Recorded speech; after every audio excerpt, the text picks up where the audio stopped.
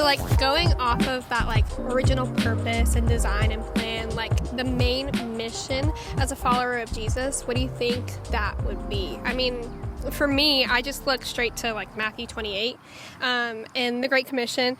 I'll just read it here, starting verse 18. And Jesus came and said to them, all authority in heaven and on earth has been given to me. Go therefore and make disciples of all nations, baptizing them in the name of the Father and the Son and the Holy Spirit, teaching them to observe all that I have commanded you. And behold, I am with you always to the end of age.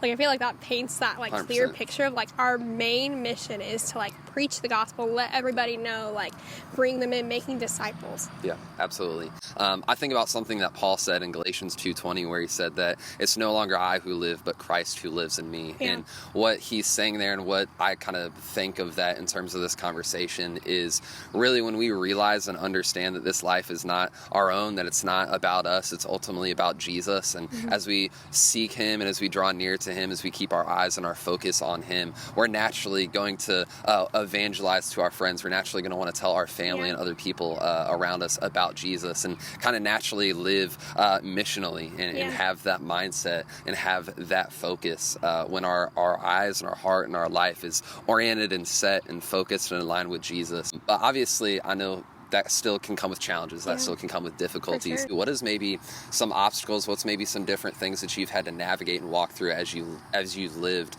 on mission and kind of with a missional mindset? Yeah, I think honestly, comfortability is one of them. 100%. Like, we can get so, I think in the church world specifically, in that day-to-day, even like with family, you can just get so casual, like 100%. Relaxed about your faith versus like, okay, I'm waking up every day asking God to reveal somebody to me, or like to just put in my path somebody that I can speak to or share just his love. Even feeling qualified or capable, that God has gifted and enabled me and empowered me to share the gospel with other people. Sometimes I feel like, man, like, am I really good enough? Am I going to say or do the right things, or, there's still questions and things that I wrestle with and that I doubt, even through the discomfort, even through maybe not feeling confident. When we push through that and we really stay committed to what God has called us to, there's a lot of fruit that can come from that. So what's maybe some testimonies and some stories, or a story that you've seen in being missional and evangelizing to others? Man, I think right back to like,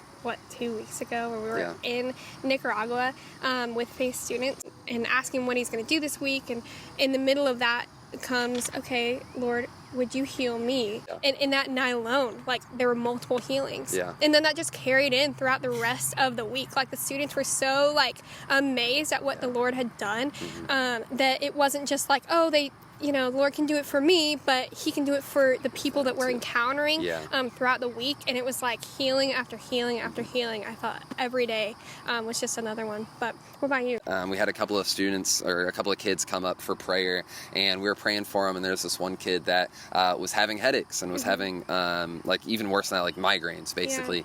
And we were just praying for him. And I remember we prayed for him, and then one of the interpreters asked him, hey, like, are you feeling better? And he said, yes, like, it's gone. Like, I don't feel it anymore. And it was cool because he had some friends around him, and they even asked him, they were like, really? And he was like, yes, like, really, like, I had this pain, I had this discomfort, and now after they prayed for me, like, it's gone. It just spoke to the power of faith, and again, pushing through sometimes the discomfort or maybe the lack of confidence that we have, and really just relying on God to do what only he can do, and revealing himself to his people. Yeah, that's so cool. And it's not even like he revealed himself to that one kid, like you said. It was like almost an immediate testimony moment where he like got to share with his friends too, of like, this is what the Lord has done. Like, he's healed my mind. That's so cool. Absolutely. So beautiful.